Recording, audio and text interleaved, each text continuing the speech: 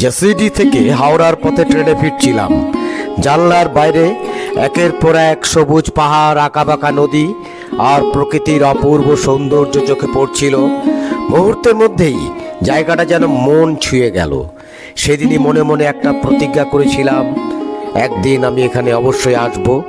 শুধু ট্রেনের জানলা দিয়ে নয়, খুব কাছ থেকে দেখব এই প্রকৃতিকে, হাঁটবো এই পথ ধরে আর জানবো এই জায়গার গল্প। কখন সেদিন আসবে জানি না, কিন্তু ইচ্ছেটা আজও ঠিক ততটাই জোরালো। হয়তো খুব শীঘ্রই সেই স্বপ্ন পূরণ হবে, আর যেদিন আসবে সেই ভ্রমণের প্রতিটা মুহূর্ত আপনাদের সঙ্গে ভাগ করে নেব। স্বপ্নের সেই সফরের অপেক্ষায় রইলাম। তবে কবে আসবে আমি বলতে পারবো না, আমি নিজেও জানি না, ভগবানই একমাত্র জানেন।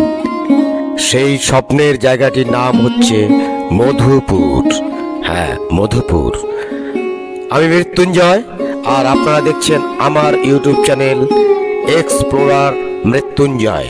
একটাই অনুরোধ করব, সঙ্গে থাকুন, দেখতে থাকুন।